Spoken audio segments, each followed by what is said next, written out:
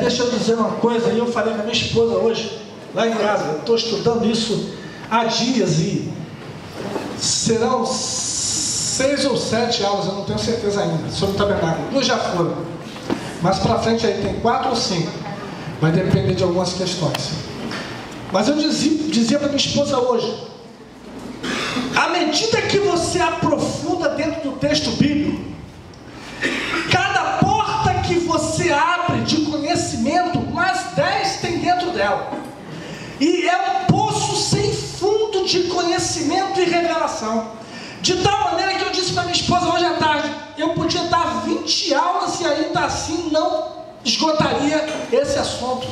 Porque de tão vasto que ele é, de tão profundo e caudaloso que é esse rio, na verdade eu posso até chamar de um oceano.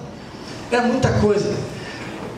Diga para quem está ao seu lado, nós estamos limitados ao oceano do conhecimento de Deus. Aleluia. E olha, é uma pena que a gente não tem mais tempo hábil para isso. A raiz está chegando aí, a gente não tem mais tempo hábil para fazer. Mas, bem que muitas coisas que eu aprendi aqui no tabernáculo a gente podia encaixar, porque, gente, o tabernáculo, ele fala o tempo inteiro de sacerdócio. E aí você vai dizer assim, mas o que isso tem a ver comigo? Eu não sou sacerdote, não é verdade? Você se engana. Abra sua Bíblia na segunda carta de Pedro, capítulo 2. Eu acho que é isso. 2,9, vê o que está escrito aí. 2 Pedro 2,9. Lê para mim, alguém aí. Se estiver errado, aí vai dar água. 2 Pedro 2,9. Assim sabe o Senhor livrar de tentação os... Então, lê 1 Pedro 2,9.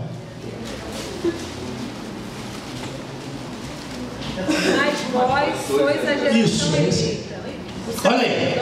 Mas vós sois a geração eleita. Sacerdócio.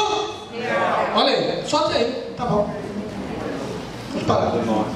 Está falando de cada crente. E queridos, é isso que eu estou achando dentro do tabernáculo. Amados, aquilo que Deus escolheu uma tribo seleta para fazer, hoje Ele chama todo o povo dele. O que o sumo sacerdote fazia, Jesus faz. E o que os sacerdotes à volta dele faziam, somos nós. Mas eu não sei nem por onde começar, porque se a gente começar por onde a gente não vai chegar nem na metade. Senhor Jesus. Olha só, primeira coisa. Vocês se lembram que eu tinha dito que o tabernáculo, na verdade, ele cumpria um propósito? Qual era? Aula passada. Hã? Ninguém lembra mais? Deu amnésia? Bateu na cabeça? Mas ele morava no meio do povo. Deus morando no meio do povo. Exatamente isso. Deus disse isso: far-me-eis um santuário. E esse santuário é para que eu esteja no meio deles. Em algumas traduções, no meio de vós. Mas a tradução mais correta seria essa: no meio deles. Por quê? E olha que Deus não está dizendo assim, para que eu habite no tabernáculo. Não é isso que Ele está dizendo. Ele está dizendo, você vai me fazer um tabernáculo para que eu habite no meio deles. O tabernáculo era o motivo que Deus queria para poder estar no meio de nós. Você está entendendo? E é no meio mesmo, querido, porque Deus mandou que o tabernáculo, toda vez que o povo acampava, o tabernáculo ficava exatamente, geograficamente, no meio do acampamento. E todas as tribos em volta. Eu vou te dar essa imagem aqui, tá ok? Dá só uma olhada aí.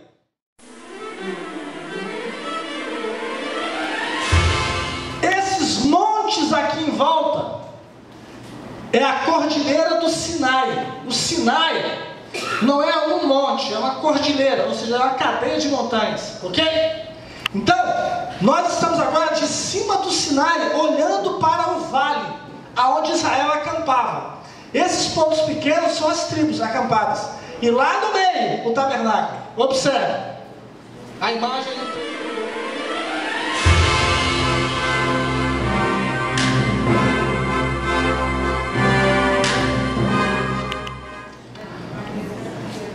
Lá, em volta, tudo são as tribos. E essa, em forma de ferradura aqui, como fosse um U, em volta do tabernáculo. Isso aqui é a tribo de Levi. Os levitas ficavam mais próximos do tabernáculo.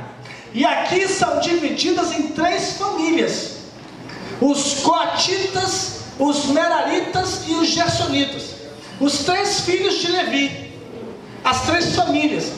Cada família dessa, coatitas, meraritas e gersonitas, cada uma tinha uma função específica no tabernáculo, na condução do tabernáculo. O tabernáculo era móvel, então ele montava e desmontava. O povo andava, o tabernáculo ia no meio. A nuvem é que dava o sentido. Observe, olhem para cá. Havia uma nuvem, ok? Que pairava sobre o povo de Israel, como se fosse um guarda-chuva natural, ou melhor, um guarda-sol. Para proteger o povo, foi ali que foi inventado o ar-condicionado. Porque como o lugar é deserto, imagina isso, olha para cá. Olha o cuidado de Deus. Deus levou o povo para o deserto, lugar quente. Durante o dia, 50 graus à sombra. À noite, temperaturas que chegam perto de 0. Muito frio, porque o vento é muito forte. E aí, para esse povo não morrer de calor e nem de frio, o que ele faz? Ele coloca uma nuvem sobre o povo, geoestacionária, exatamente como se fosse uma mão em cima do povo, protegendo do sol quente. Olha que cuidado. E essa mesma nuvem, à noitinha, ela encandecia e virava um aquecedor. Que cuidado tremendo. Então o povo, durante o dia, tinha o frescor da nuvem e à noite o calor da coluna de fogo. Entenderam isso? E isso não foi uma noite, um dia. Isso durou 40 anos. E eu dizia sábado para uma pessoa: a gente tem a imagem errada de que Israel caminhou 40 anos no deserto. Não é bem assim. Na verdade não foram 40 anos, foram 38.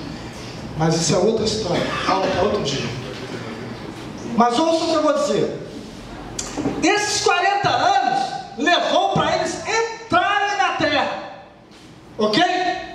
Entenderam isso? Na verdade, eles ficaram acampados muito tempo, em vários lugares. Houveram tempos em que Israel ficou 2 anos e 2 meses num lugar só, acampado.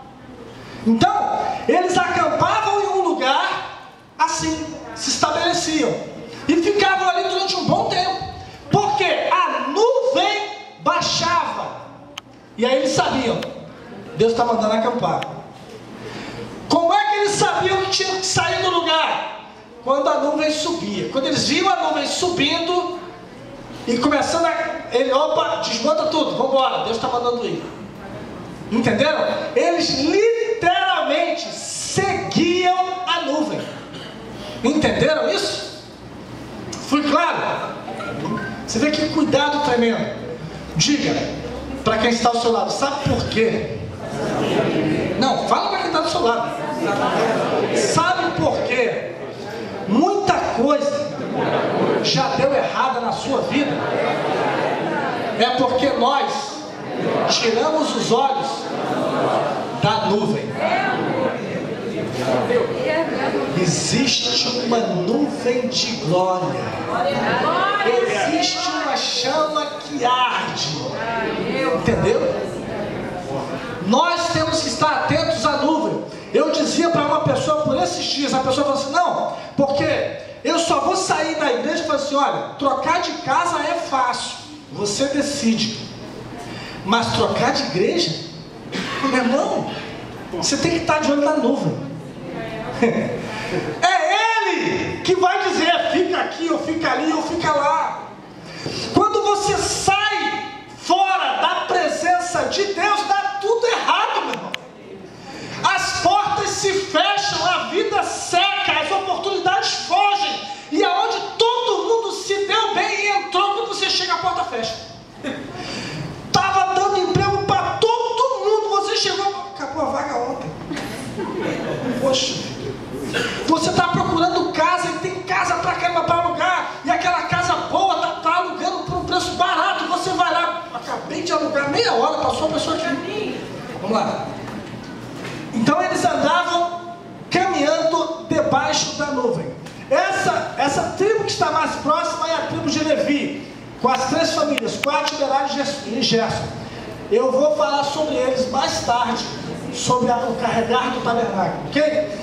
Quem está aqui em frente, o tabernáculo propriamente dito, são os sacerdotes, ok?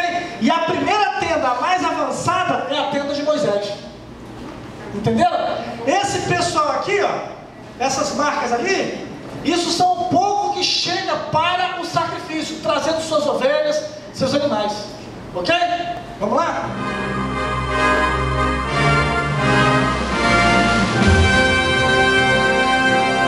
Quem está vendo aqui os 10 mandamentos da Record? Fala para quem está sendo irmão, não mente, não. Fala a verdade. Quem está vendo? Não é pecado, não.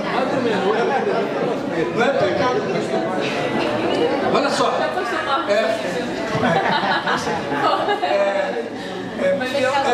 É muito educativo. Há muita coisa ali que é bobagem. Há muita besteira ali, há muita heresia, coisa que foi enxertada, mas a gente entende porque o cineasta não vai fazer sobre o texto é muito rápido, tem que encher, né, para poder. Mas algumas coisas são muito boas, ok? A indumentária, os costumes, sobretudo porque você tem uma dimensão maior do que o fato realmente foi. Por exemplo, quem está assistindo está vendo que as pragas eram muito fortes. Porque você fala assim, praga de rã, praga de fogo, de sangue, isso sai rápido da boca. Mas quando você vê como a coisa funciona, como acontece, o sofrimento do povo dentro daquela praga é diferente.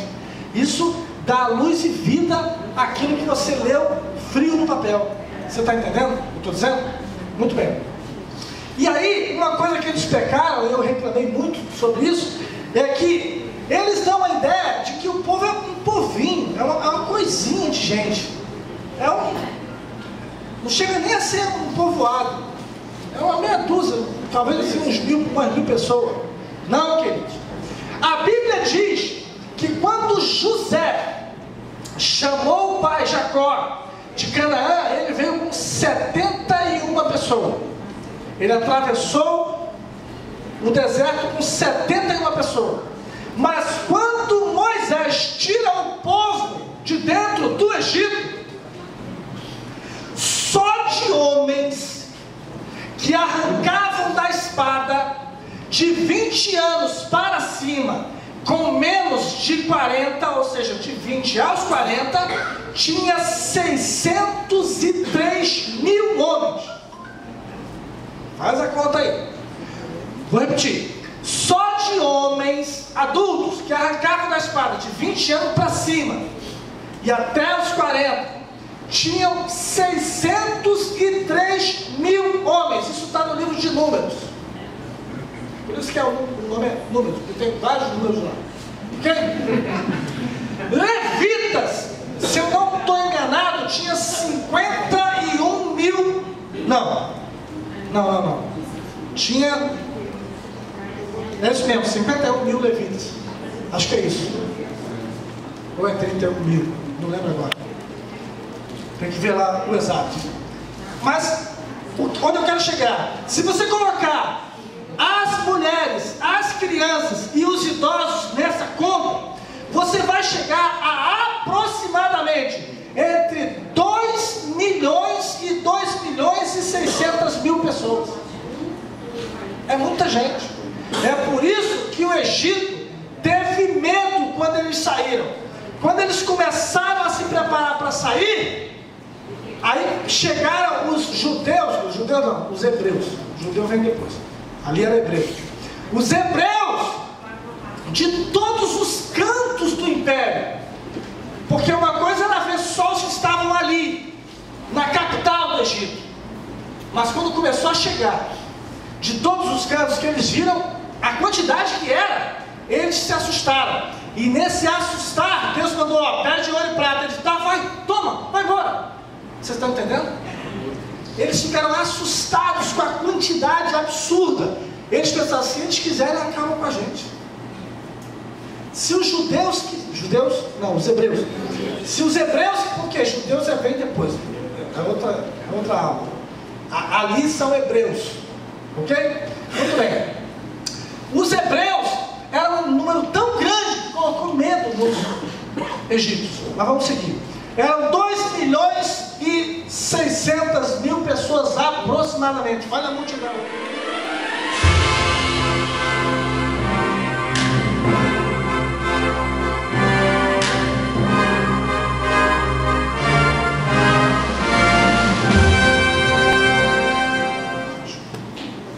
Vou passar agora um vídeo para a gente ver como foi construído o tabernáculo, ok?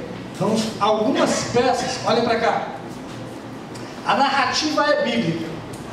Foi a melhor que eu encontrei. Mas alguns desenhos são exagerados. Então, a gente vai corrigir ao longo do filme, ok?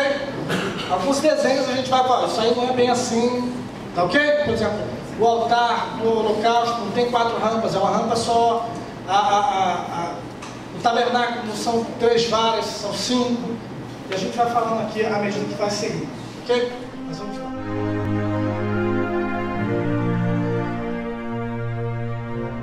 Faça para a tenda sagrada um pátio cercado de cortinas de linho fino. No lado sul, as cortinas deverão ter 44 metros de comprimento. Elas serão sustentadas por 20 postes e 20 bases feitos de bronze. Os ganchos dos postes e os suportes das cortinas serão de prata. Faça a mesma coisa no lado norte do pátio, ou seja, 44 metros de cortinas sustentadas por 20 postes encaixados em bases de bronze com ganchos e varas de prata. As cortinas do lado oeste terão 22 metros de comprimento sustentadas por 10 postes sobre 10 bases. O lado leste também terá 22 metros de comprimento. A entrada do pátio será pelo leste e terá 2 cortinas. A cortina do lado direito terá 6,60 metros de comprimento, sustentada por 3 postes encaixados em... Vocês observaram que no átrio, olha pra cá, no átrio tudo é cobre. As colunas que cercam o átrio são de cobre e suas bases também são de cobre. Cobre, esse metal, ele aponta para o juízo sobre o pecado. Entenderam isso? Diga, cobre. Juízo sobre o pecado, julgamento. Entenderam? Por exemplo, os cravos na mão de Jesus eram de cobre. Entenderam? Juízo sobre o pecado. O cobre é um metal. Observe, olha para cá. A revelação é muito linda. O cobre é um metal que você tem que limpar ele para ele brilhar. Se você deixar um dia sem limpar, ele vai escurecendo. Quem é militar aqui sabe muito bem o que eu estou falando. Haja caol.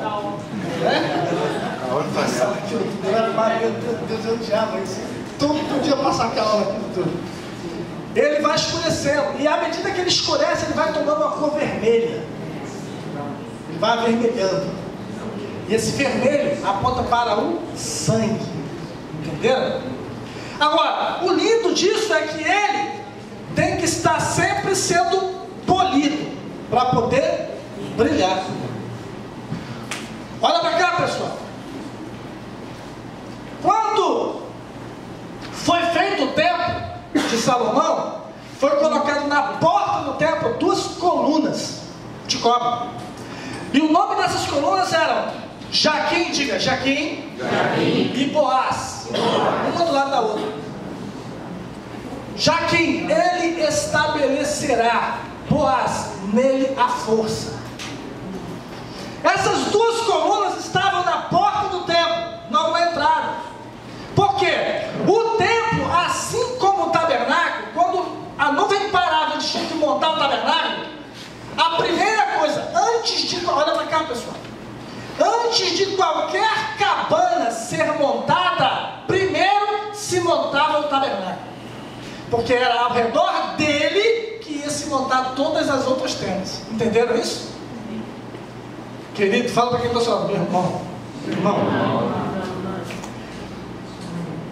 é mais seguro estar perto de Deus.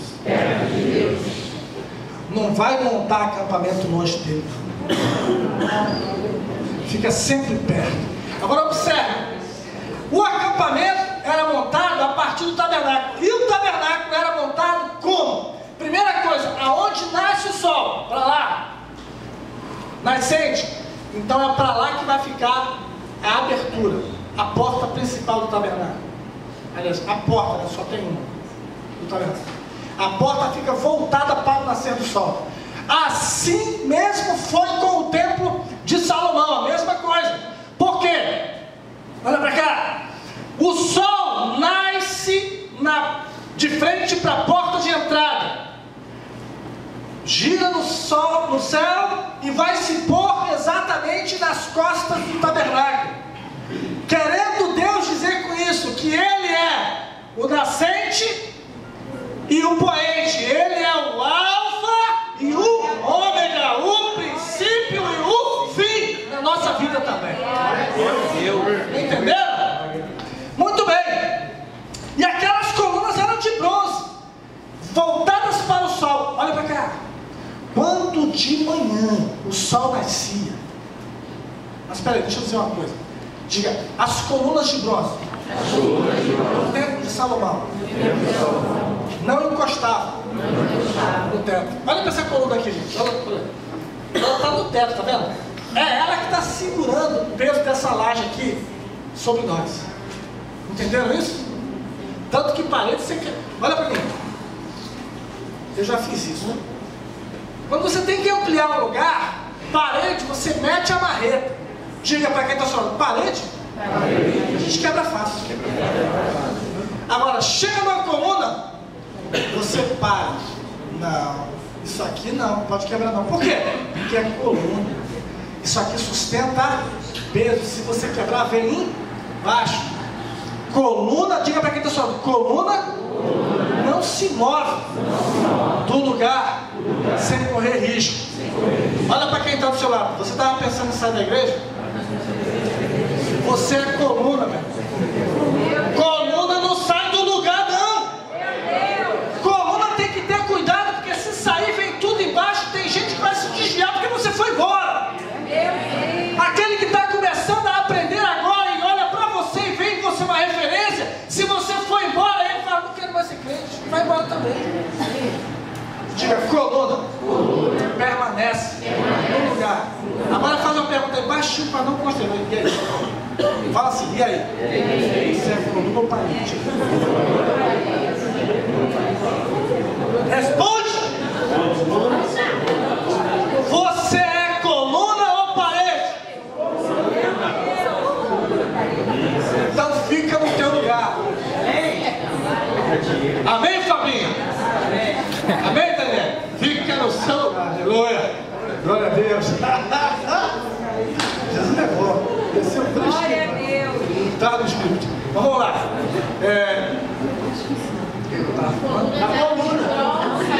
Sim?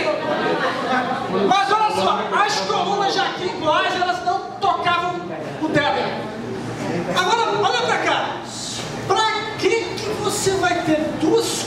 colunas grossas de bronze, um metal semi-precioso, de cobre.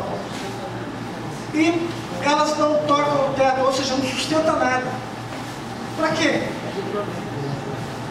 Fala aí, pergunta aí, para quê?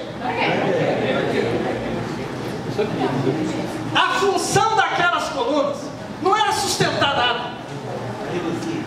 Mas quando o sol se levantava nas manhãs e ele começava a lançar os seus primeiros raios na porta do tabernáculo, e aqueles raios tocavam nas colunas, ali na porta do templo abria um leque fluorescente por causa do raio. O brilho ofuscava quem olhava, o brilho era intenso.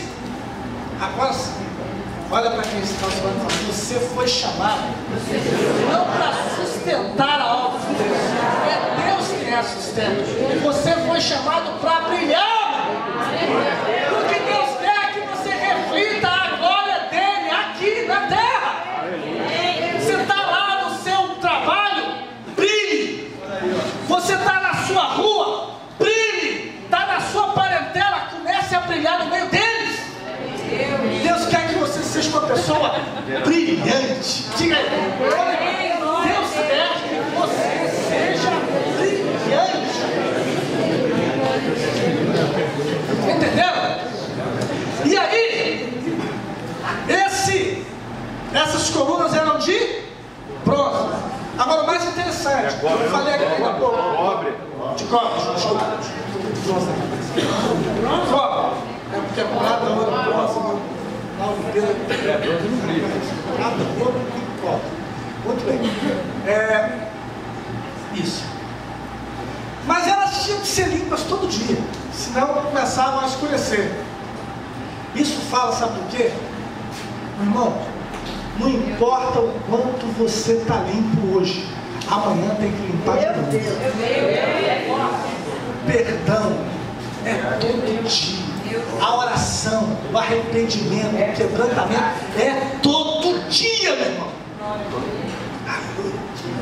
A gente tem que correr. Tem pouco tempo para falar essas coisas. Vamos lá? Vamos seguir?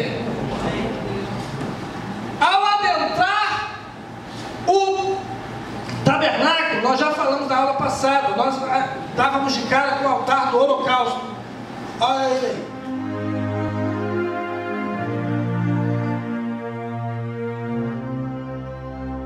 Faça um altar quadrado de madeira de acácia, com 2,20 metros de comprimento por 2,20 metros de largura e 1,30 metro de altura. Nos 4 cantos, ponha 4 pontas que formarão uma só peça com o altar, que deverá ser revestido de bronze. Faça vasilhas, pás, bacias, garfos e braseiros, todas essas peças em bronze. Faça uma grelha de bronze com 4 argolas de bronze nos cantos, debaixo da beirada do altar. Repouse a grelha até a metade. Qual é a madeira usada? A caça.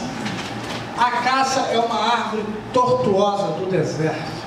Afinal de contas, uma árvore que nasce naquele clima não pode ser retinha, não é verdade? Devido ao tempo ali muito seco, muito árido, essa planta ela vai crescer com deformidades. Essa árvore, essa madeira aponta para a nossa humanidade. Nós crescemos no deserto desse mundo e por causa do clima, às vezes um clima ruim dentro de casa com o pai e mãe, às vezes um clima ruim com a família, um clima ruim, às vezes no casamento, um clima ruim nas nossas relações sociais, e esse clima ruim acaba deixando marcas nas nossas vidas. Nós acabamos nos tornando árvores tortuosas ao longo da vida. Quem aqui tem marcas? Quem aqui não tem marcas? Que pode dizer assim, caramba, eu era desse jeito, agora eu sou de outro, porque essas coisas que eu vivi me marcaram.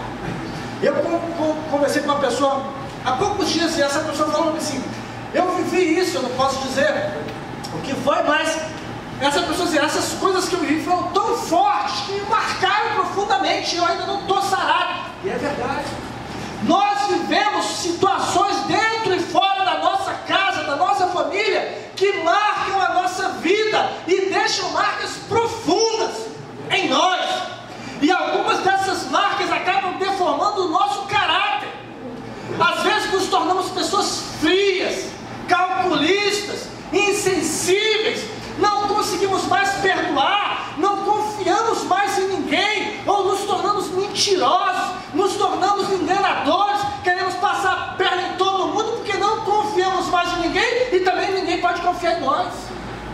Nos tornamos tortuosos por dentro e por fora. Mas, diga graças a Deus, sabendo disso, Deus, que foi quem mandou construir o tabernáculo, Ele mandou Jesus. Jesus não era encanador, Jesus não era mecânico, Jesus não era nada disso. Jesus era carpinteiro.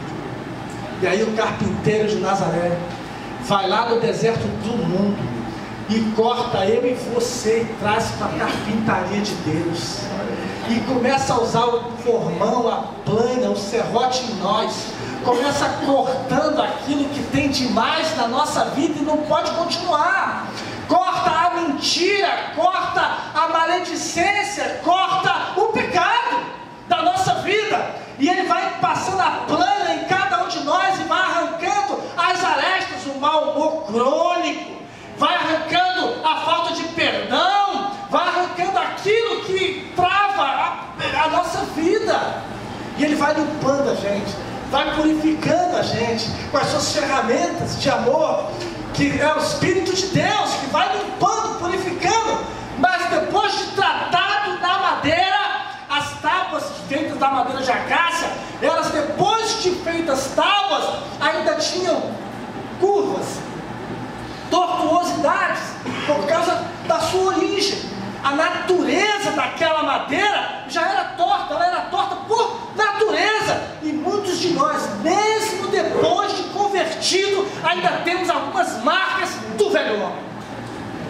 Ainda tem situações, aqui tem pessoas que falam assim, não, você aceita Jesus, e Jesus vai limpar a tua vida, você vai se tornar uma pessoa limpa, santa, pura. Aí você olha para você e fala, caramba, eu acho que não estou lá não. Está faltando aí. Diga para quem está ao seu lado, Deus continua trabalhando. No dia que Ele terminar, você sobe. Mas aí depois de trabalhado na carpintaria, ainda tem nó na madeira. E os nós são tirados e fica um buraco. Alguns têm tortuosidades, tem que arrancar aquelas tortuosidades. E fica uma entrada muito grande. E aí, quando põe uma tábua do lado da outra, não encaixa. Diga, quando coloca uma tábua do lado da outra, não encaixa. Por quê? A natureza dessa tábua era torta, elas são tortas. Para encaixar o torto num lugar que é reto, é difícil. É complicado, diga, é complicado. A tábua fica torta. Tem brecha entre as tábuas. Não gosto dele. Não gosto dela. Não vou com a cara daquele. Não vou com a cara daquela. Aquela panelinha lá, não gosto daquele povo. Não, o negócio é com esse pessoal aqui. Aquele ali, eu não quero nem saber. Aquele metida aquele ali. E aí você começa a fazer panelinhas na igreja, né? São as tribos, né? A tribo, fala aí, fala o nome da tribo aí. Tribo de? Não, essa é boa. Fala lá. Não, gente, a tribulação. Não se dá. E aí Deus mandou Moisés, dá um banho. Diga, Deus mandou Moisés, dá um banho de ouro. Glória a Deus. O que era torto ficou reto. O que tinha buraco foi preenchido. Agora o encaixe é perfeito. Diga, se você conhece alguém que não se encaixe na igreja, ou se você é essa pessoa, está faltando banho de ouro. O ouro é o Espírito Santo. Glória a Deus. Se você vê alguém que não se encaixa na igreja, se dá mal com todo mundo, não gosta de ninguém, todo mundo está errado, só ele é o certo. Está faltando banho de ouro. Diga, está faltando banho de ouro. O Espírito Santo. Muito bem. Aqui no altar do holocausto é cobre. Ok? Vamos seguir. Faça vasilhas, pás, bacias, garfos e braseiros. Acho que não vou saber aqui. Estou tentando, mas eu tenho muita riqueza. Como eu te falei, é muito profundo. Faça vasilhas, garfo. Olha o garfo ali. Aí a pessoa diz, esse garfo é do diabo, tem 3 pontas, né? Não é verdade? Cuidado com o que você fala sem conhecimento de causa. Quem mandou fazer esse garfo foi Jeová. Tá vendo? Como é que a gente erra? Fala para quem está ao seu lado, cuidado da sua boca. Não, fala para quem está ao seu lado. Fala mesmo, cuidado com a sua boca. Ela ainda pode te levar para o inferno.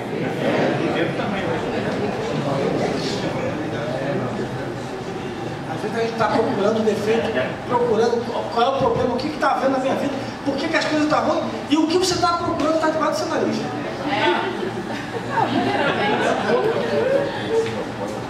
Muito bem.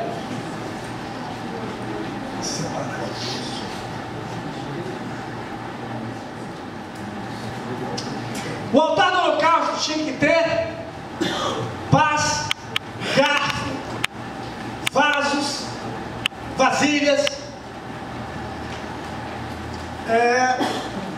Se eu lhe der, pronto, aqui. Isso aqui é um copo?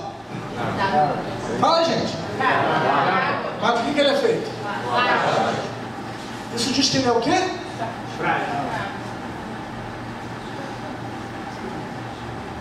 Descarta? Você vê alguma coisa descartável ali? Se eu te der água num copo de plástico e tiver uma lixeira do lado, quando você acabar de beber, você joga nela, não é verdade? Mas se eu te der água num copo de louça, quando você acabar de beber, você me devolve. Por quê?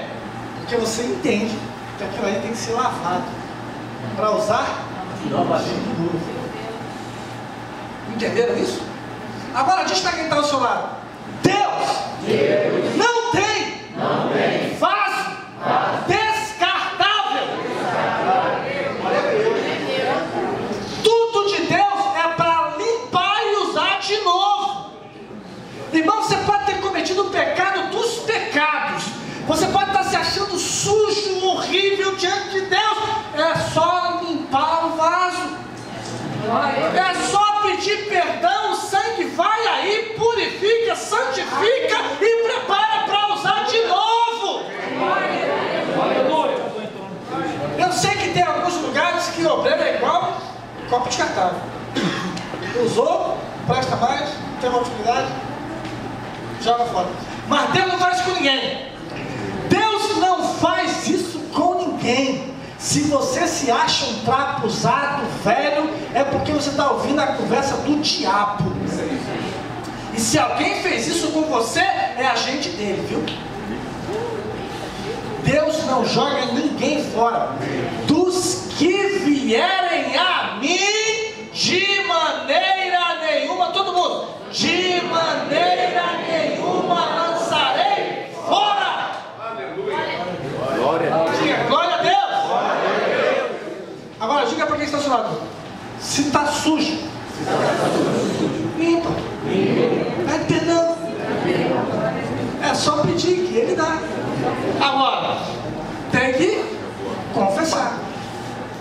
Diga: quem confessa o pecado e deixa, alcança a misericórdia. Aleluia. Vamos lá. No altar do holocausto era imolado todo sei se eu vou conseguir passar daqui, Jesus. Meu Deus, me ajuda, assim, tem que correr. Gente, eu quero, de verdade, mas é muita coisa, como eu falei, é muito profundo. Vamos lá. No altar do holocausto, imolava-se um cordeiro toda tarde, às 3 horas da tarde. Diga, toda tarde. Se matava um cordeiro. Então, o cordeiro era o sacrifício. Um animal inocente, não fez nada. Mas eu, que cometi o pecado, sabia disso, pegava o meu cordeiro, comprava o cordeiro, ou tinha um cordeiro já que eu criava, e levava lá, eu botava a mão na cabeça do cordeiro e confessava: eu fiz isso, me arrependo. Isso transferia a minha culpa para o cordeiro. Diga, tadinho. Ia morrer, sem entender uma palavra que eu falei. Eu estou dizendo que peguei, ele está aí, olhando, calado. E uma coisa de bom que esse cordeiro tem, que alguns pastores não têm hoje, não conta para ninguém o pecado que é confessado. Você líder, que vai ser pastor, e você que é pastor, e já é um grande líder, pecado de ninguém se coloca ou se publica no jornal da fofoca. Se alguém confiou em você, foi diante de Deus, e somente para Deus você pode falar. Nesse ponto, os padres são mais corretos. Vamos lá, vamos seguir. Diga, o cordeiro representa Jesus. O Evangelho é a morte de Cristo pelos meus pecados. Diga, esse é o Evangelho. E essa morte todo dia ensinava uma coisa que eu falei aqui na aula passada. Qual é? Diga comigo, o pecado. Todo pecado. Todo pecado que eu cometo, todo dia, toda hora, sempre que eu cometer um pecado, eu tenho que saber e entender que esse pecado que eu cometi gera morte. Toda vez que alguém pecar, alguém tem que morrer. Essa era a mensagem do tabernáculo. Diga, toda vez que alguém pecar, alguém tem que morrer. Na verdade, olha aqui, olha para cá. Gente, isso é muito forte, não se prega mais, lamentavelmente, mas deveria todo culto se falar sobre isso. Quando eu e você pecamos, Deus olha para a gente, porque, diga, Deus, Pai, é tão puro de olhos. Olha para cá. Deus é tão puro de olhos, diga, Deus é tão puro de olhos que não pode contemplar pecado. Olha como Deus é, a justiça do Pai é muito grande. A graça salvadora vem por Jesus Cristo. Mas diga, o Pai é justiça e santidade. O Filho é misericórdia e graça. Entenderam isso? Diga. A cruz, antes dela, justiça e santidade. Depois dela, misericórdia e graça. Entenderam isso? Agora presta atenção. Quando eu e você pecamos, o Pai, a justiça do Pai é implacável. E olha, a justiça dele é tão grande que ele não poupou o Filho. Olha para cá. Jesus está na cruz. Ele pecou alguma vez? Não. O Pai disse dele na hora do batismo. Jesus estava na água sendo batizado por João Batista. O Espírito Santo desceu em forma de pomba. E aí o Pai gritou lá de cima: esse é o meu menino. Esse é o meu filho que eu tenho o maior prazer, tenho orgulho desse cara. É o que o Pai disse. Eis o meu filho amado em quem eu tenho prazer. Essa é a linguagem clássica. Mas se Deus fosse nordestino, esse cabra é bom, esse é o meu menino. Entendeu? Olha aqui, agora na cruz, ele está lá. O mesmo Jesus, sem pecado algum, ele era o Cordeiro de Deus. O que se fazia com o Cordeiro? Colocava a mão sobre ele e transferia a culpa. Ele ia pagar o preço de quem ele confessou. Não é isso? Entenderam? Ele está na cruz. Na hora que ele está na cruz, todos os pecados de Adão até nós, e até depois de nós, até o dia da volta do trono branco. Todos os pecados, imagina aí, gente.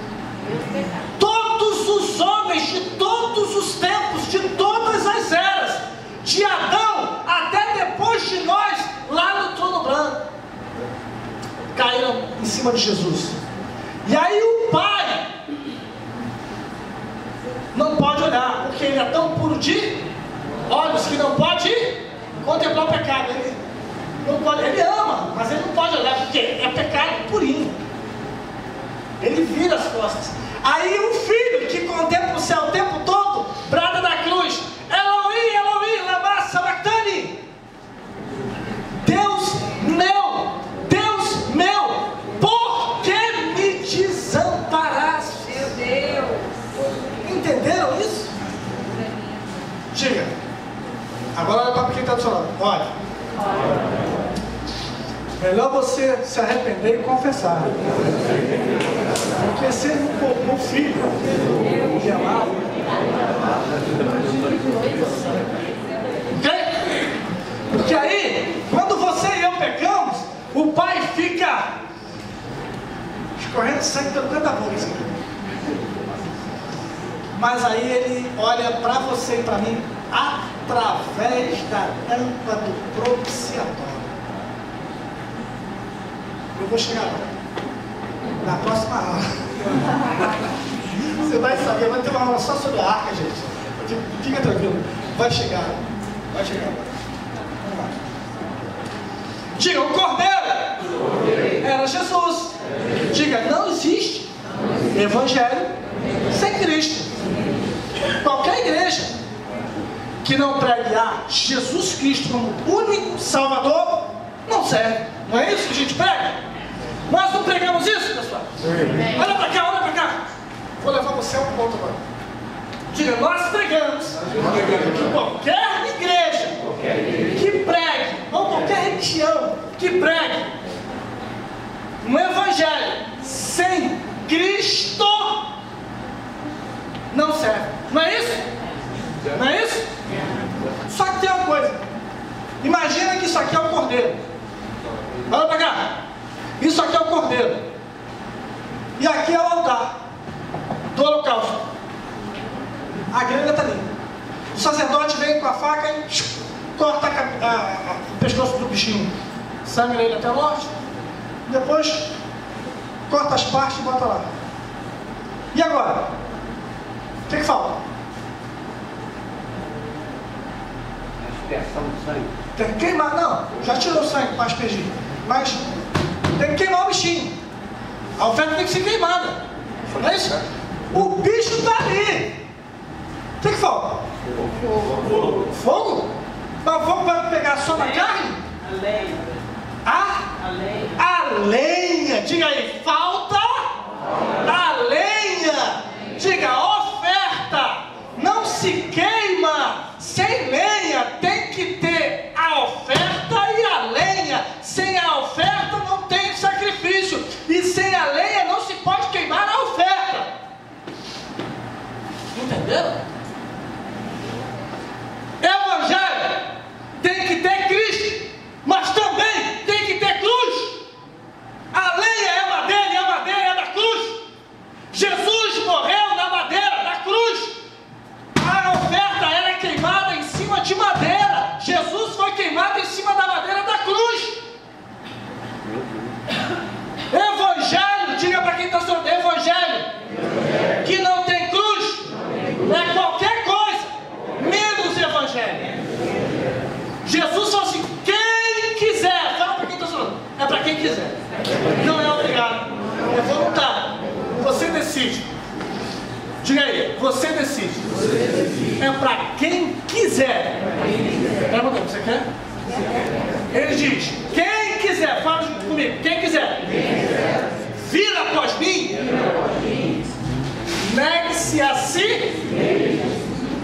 que eu quero, eu tenho que negar.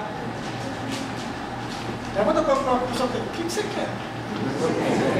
Pergunta aí, o que tu quer? Tu quer do evangelho casa, carro, salário, dinheiro, condição social, vida boa, casa na praia? O que tu quer? Quem quiser vir após mim, negue-se a si, tome a sua, olha a cruz aí. Sem cruz não tem evangelho. E cruz é sofrimento. A Bíblia diz, a palavra de Deus ensina que importa, diga comigo, importa. Diga, é a palavra de Deus, não é do pastor Carlinhos, é a palavra de Deus, diga, importa. Palavras do apóstolo Paulo, diga, importa. Que por muitas tribulações e angústia ganhemos o reino do céu. Está no texto, não inventei não, está escrito. Diga evangelho. Tem que ter Cristo. Tem que ter cruz. Amém? Amém.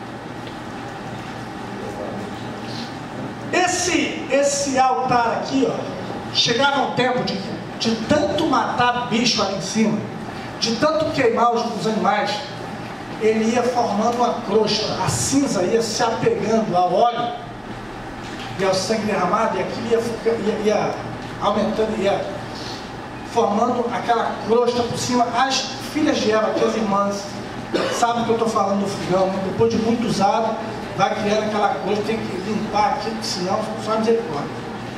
E chegava ao ponto de entupir ali a grelha. E aí quando ia botar fogo, já não pegava mais. Olha para cá. A cinza acabava impregnando todo o altar. Aí já não podia mais colocar fogo nas ofertas, já não dava mais para fazer os trabalhos do sacerdócio, entenderam? Diga, havia muita cinza de sacrifícios passados, muito óleo, sangue pisado, de sacrifícios passados.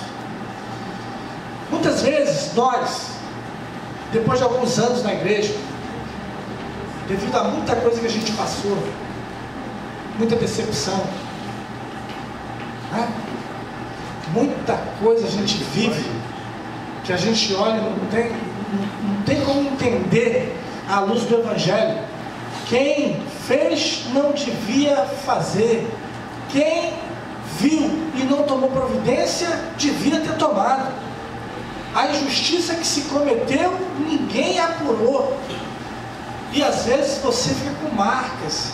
E às vezes você fica impedido. Aquela alegria que você tinha vai diminuindo.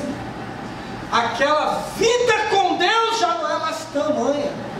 A tua oração, a tua entrega já não é mais a mesma. O calor diminui. O fervor parece que vai apagando.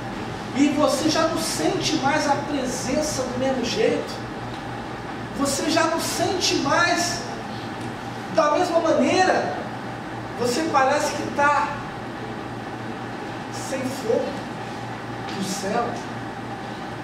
Você parece que já não pega mais nem o tranco.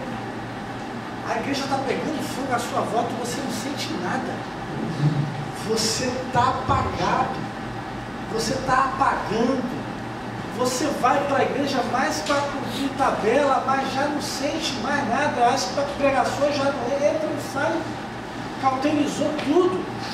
Devido ao tempo, as coisas passadas acabam entupindo você de coisas que você soube, de gente que não era para fazer e fez, de pessoas que estavam no nível tal e fizeram aquilo ou aquilo outro, e você acabou sabendo porque trouxeram para você, e aquilo vai entupindo você, e daqui a pouco você não acredita mais em nada, você não acredita mais em ninguém, você não vê mais beleza, santidade, pureza, está tudo ruim, está tudo mal. Apagou o evangelho dentro de você. E aí, que você precisa. Deus mandou fazer aquela pá ali. Diga, Deus, tem uma pá para você. A pá é para raspar a grelha, para tirar a sujeira grossa, para limpar. E depois de feita a faxina, limpar as impurezas, as marcas, as decepções, as angústias, as tribulações, os sofrimentos, tudo que você já passou e viveu, com pessoas dentro e fora da igreja, com pessoas que você tinha em alta conta e depois descobriu que não é nada disso. Você limpar isso aí, meu irmão. Você precisa ser limpo por dentro dessas coisas, dessas decepções, dessas mágoas, desses rancores. Tudo isso atrapalha a nossa vida com Deus. Saber que o pastor A caiu, o pastor B, aquele homem de Deus, fez isso, aquilo e aquilo outro. Aquela mulher de Deus, você não sabe o que foi que ela fez. E aí você vai amontoando isso dentro de você, e você não acredita mais em ninguém, e você olha para todo mundo e desconfia de tudo e de todos agora. Mas ele tem a paz, ele tem a paz. O Espírito Santo de Deus tem a paz, que vai limpar você por dentro, tirar essas imperfeições, tirar essas decepções, tirar esses homens. Irmão, aprenda isso, meu irmão. Jesus escolheu 12 só, e no meio dos 12 que ele escolheu tinha um Judas. Então, pelo menos pela proporção, em cada 12 tem um. Aqui tem mais de 12. Tem mais de um. Olha para quem está do lado aí. Qual é o teu nome? Diga, ele tem a paz. Para limpar. Diga, para cada um Judas. Diga, para cada um Judas. Fala comigo. Para cada um Judas. Não, prega para quem está do seu lado. Isso é uma boa notícia. Me ajuda aí. Irmão, para cada um Judas que te decepcionou e traiu, Deus tem 11 homens de Deus e mulheres de Deus. Diga, glória a Deus. De novo. Pecou. Não tem meio termo. Não dá para conversar. Não tem jeitinho brasileiro. Pecou. Diga, pecou. Alguém tem que morrer. Por quê? O salário do pecado é a morte. Não tem jeito. Alguém tem que morrer. Entenderam isso? Essa lição era todos os dias a mesma lição. O povo aprender. Mas esse cordeiro que morria, ele expiava. Ou seja, o sangue dele era a expiação do pecado. Expiar é encobrir. Vem aqui, por favor. Você.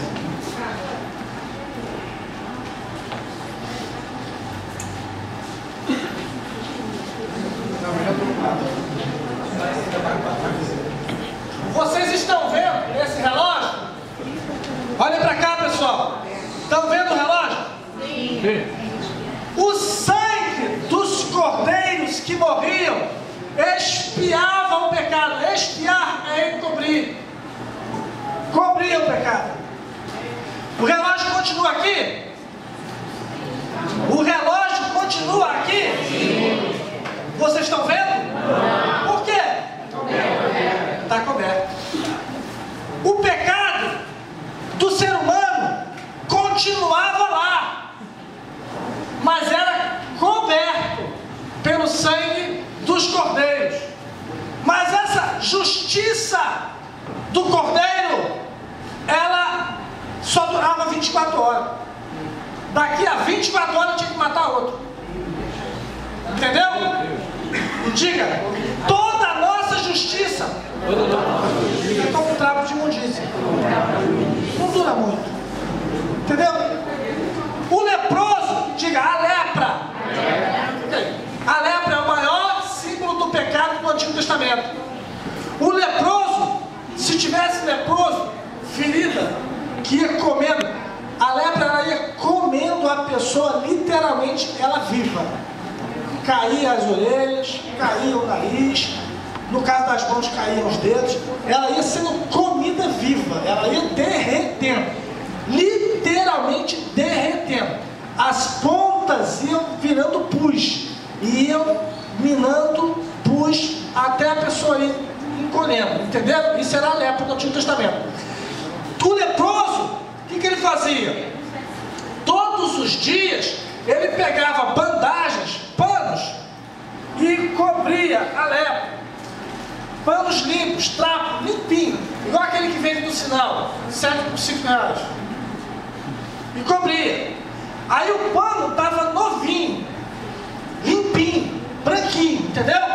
Só que com o passar do dia, a ferida por baixo, purulenta, ia minando pus e sangue, ia encharcando o pano. No final do dia, esse pano estava encharcado de pus e sangue. Entenderam isso? Tinha que trocar. O nome desses panos, desses trapos, eram chamados de trapo de imundícia. Então, a Bíblia ensina que toda a nossa justiça, nós leprosos pelo pecado, toda a nossa justiça, ao ser bonzinho, é como trapo de imundícia. Só dura 24 horas. Todo dia tem que trocar, fica podre. Todo dia a gente pega, tem que pedir perdão de novo. O cordeiro tinha que ser morto todo dia, porque no final da tarde já tinha que matar outro para botar lá. Mas o pecado estava sempre lá, encoberto, mas continuava lá.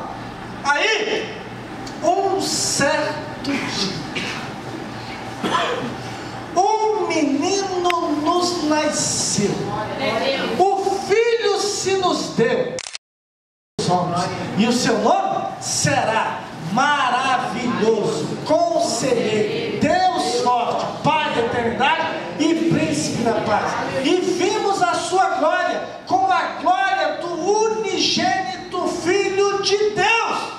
E quando João viu ele no Jordão, João falou para os seus discípulos: eis o Cordeiro de Deus.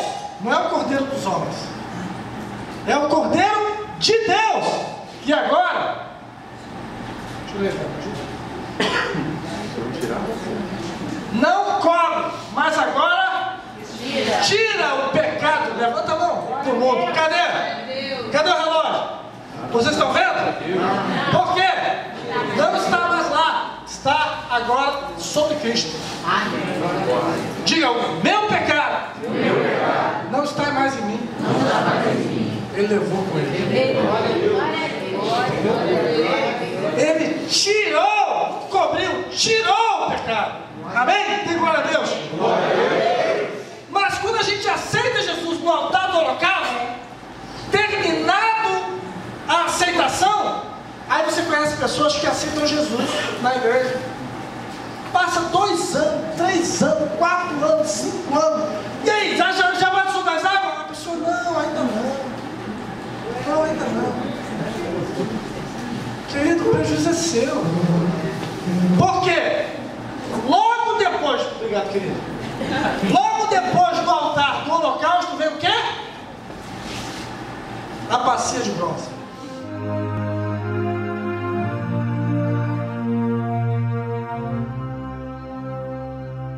O Senhor Deus disse a Moisés: faça uma pia de bronze com a base também de bronze.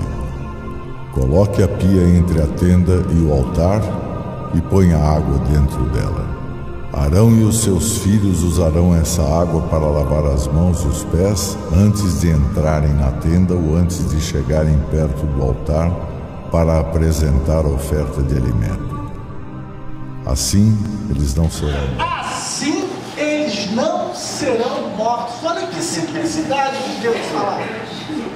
Eles vão fazer isso para não ser morto. Simples assim. Já imaginou se Deus faz isso com a gente hoje? E os pastores, pastor Zacarias, pastor Ademar, cadê vocês? Isso. Aí, e farão assim para não morrer. Jesus teve misericórdia de nós. E quem queria subir no púlpito mais? Vai você, mas não deu não. Meu Deus. Querido, se aceitamos Jesus no altar do holocausto fala do Calvário, Cristo crucificado, Ele é o cordeiro sobre a lenha e a lenha é a cruz. Nós, assim que aceitamos Jesus, temos que nos lavar na bacia de bronze. A bacia de bronze é o batismo nas águas. É ali que nós cumprimos toda a justiça. É lá, e olha, todo mundo tem que se batizar, porque Jesus se batizou. E ele não precisava. Mas ele falou para João, porque João falou, não, eu é que preciso ser, eu careço de... Ele, não, deixa que se cumpra toda a justiça do Pai. Diga, você é baseado nas águas? Catuca aí devagarinho, e aí? Corre. E detalhe, a bacia de bronze também aponta para a palavra.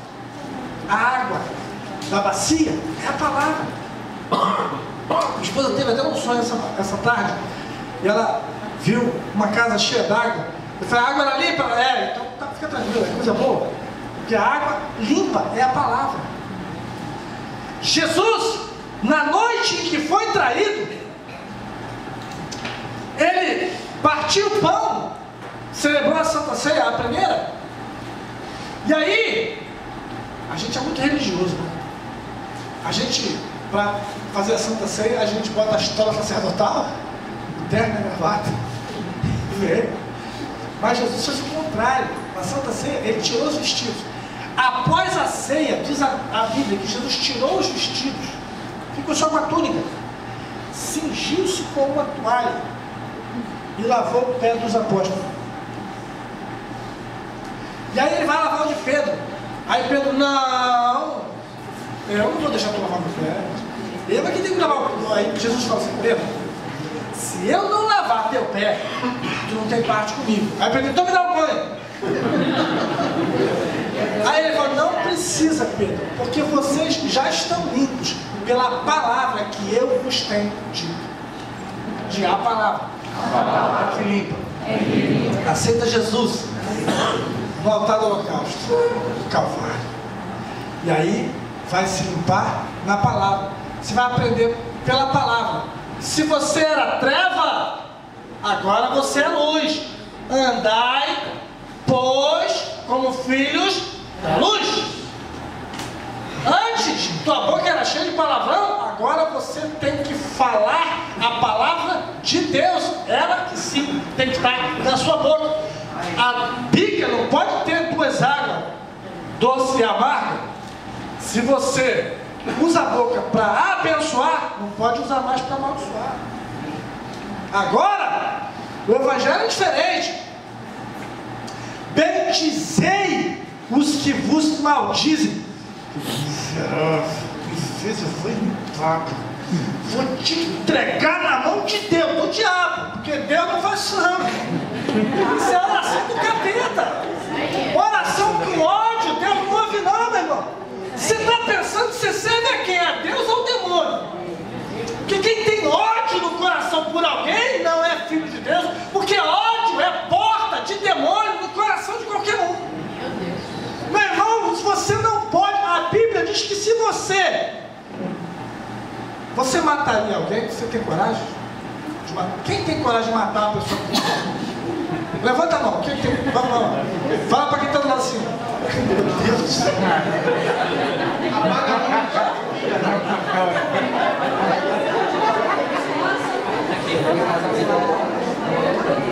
Pode ser ilegítimo. Mão para trás, de joelho. Qual é o teu nome? Pode jogar ali. Pode jogar ali. Ou pode jogar ali. Pode ser ilegítimo defesa? Não, eu vou chegar. Olha só. Eu falei matar uma pessoa no sentido de você com raiva, com ódio, rancor, mágoa, ressentimento ou vingança. Você mata, porque é assim, eu vou dizer isso. Espero que vocês entendam. Uma coisa é você matar uma pessoa, outra coisa é você se defender e isso matar. É diferente. Porque a Bíblia é clara. Olha só o texto. A gente tem que ler a Bíblia com sabedoria. Eu dei um livro para a Servo 5 ler. O nome do livro é Crer é Também Pensar. E eu dei esse livro já justamente para a pessoa entender o que eu estou falando. A mesma Bíblia que diz, não matarás. Eu vi no debate um dia desse, o pessoal falando, metendo na marreta. Não, porque quem é crente não pode entrar para a PM, não pode ser polícia, não pode ser das Forças Armadas, porque tem que usar arma, que não pode. Ele está falando bobagem, não conhece a Bíblia não. Não conhece não. Irmão, uma coisa é você matar. Você, com suas razões, matar uma pessoa. Não matarás. Outra coisa é você executar a justiça. É diferente. A mesma Bíblia que diz, não matarás, Êxodo 20. No mesmo Êxodo, acho que é 21, vai dizer assim, ó, a feiticeira não deixarás viver. Ao filho teimoso, matarás a pedrada. Ao rapaz alegre da terra, não deixarás viver. Está no texto.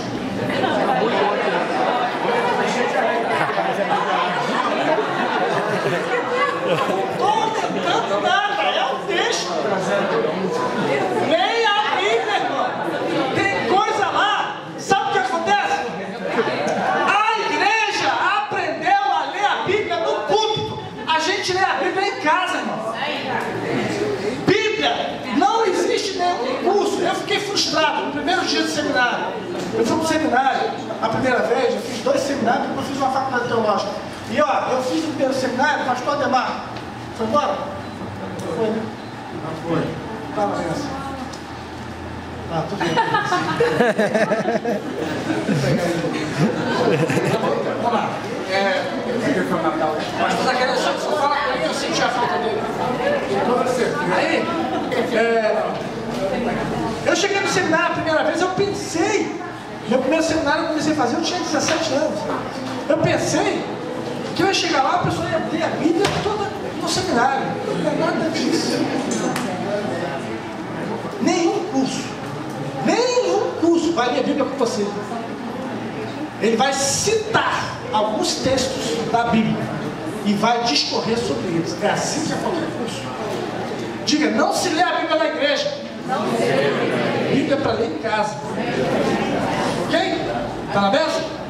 Agora pergunta aí, baixinho, para não constranger. Baixo, porque constranger hoje em dia dá processo. Pergunta assim, baixinho. Você já leu? Volta aqui. Na bacia de bronze, nós nos lavamos, tiramos tudo que não presta, nós aprendemos a andar em santidade, nós aprendemos a deixar para trás o pecado, nós aprendemos que agora nós somos luz e sal, não podemos mais compactuar, tem que tirar da nossa vida aquelas companhias erradas e imundas. Eu soube um dia desse para uma pessoa da igreja, que o marido tinha amigos, apesar de ser crente, um bom crente, mas ele tinha amigos ainda do mundo e que ele considerava tanto, sabe? Só que os amigos do mundo mandavam mulher pelada para ele, piada suja para o WhatsApp dele. Aí eu falei, tá. Acaso ele nunca leu que a amizade do mundo é a inimizade com Deus? Meu irmão, evangelho é contra a cultura. Você tem que escolher um lado. Você era treva, agora é luz. Eu peguei a luz. E eu entrei na Marinha aos 19 anos.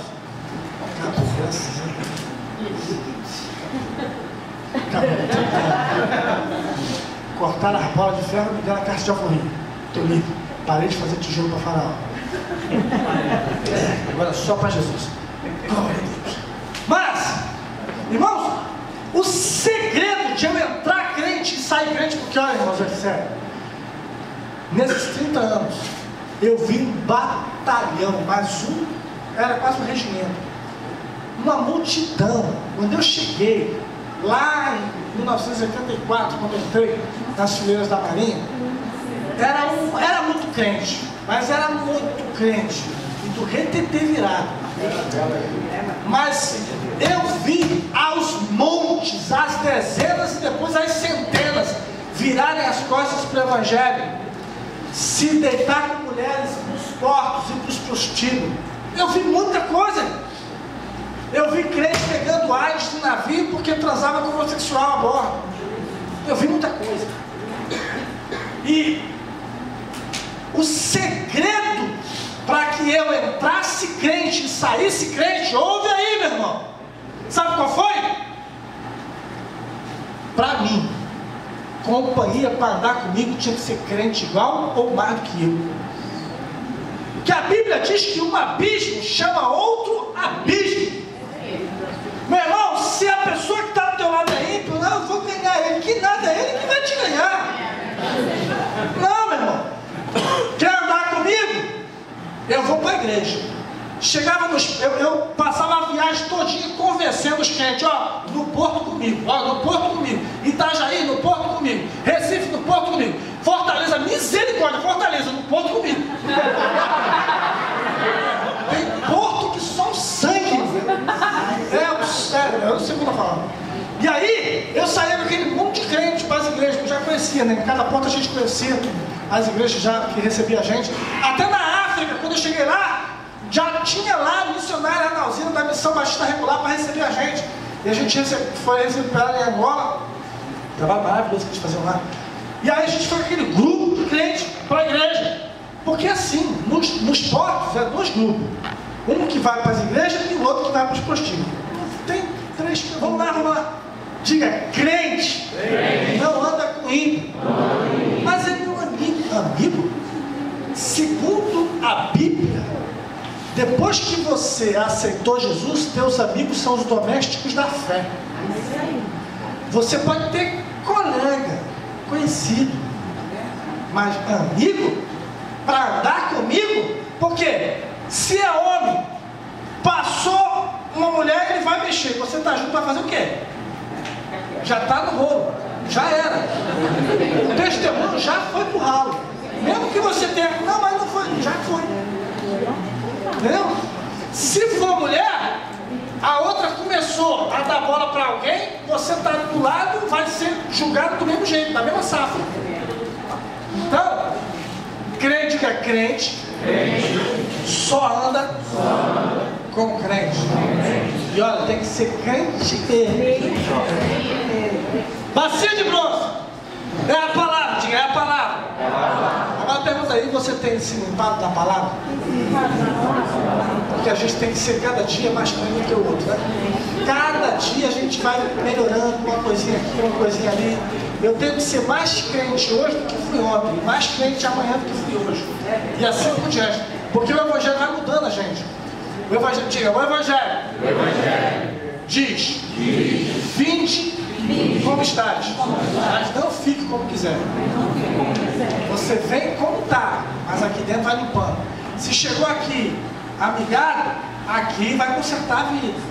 Aqui, ou você volta, ou você resolve, divorcia e vai para o cartório e resolve a situação. Aqui, você chegou devendo a Deus e o mundo, é o pilantra da sua área. É o caloteiro. Aqui Jesus vai mudar teu nome, você vai virar pagador. Aqui você vai quitar suas dívidas e vai parar de ser enrolão. Aqui, lá fora você era um vassourinha, namorava todas elas. Agora aqui, você vai namorar uma para ser tua esposa. E acabou.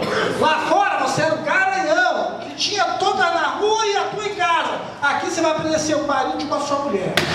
Amém? Boa essa palavra. Aqui é o lugar de andar segundo a palavra de Deus. Amém? Muito mais que eu falo sobre isso. Acabou. Tem muita, tem muita coisa, gente. Mas não dá pra gente falar tudo. Vou botar só mais uma aqui para vocês. Como era feito o tabernáculo?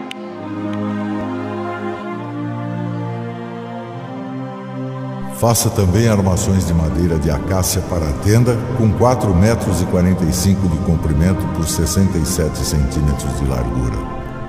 Cada armação terá 2 encaixes para juntar uma à outra. Você fará isso com todas as armações da tenda.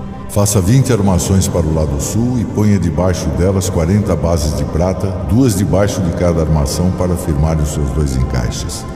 Faça também 20 armações para o lado norte e 40 bases de prata, 2 para cada armação.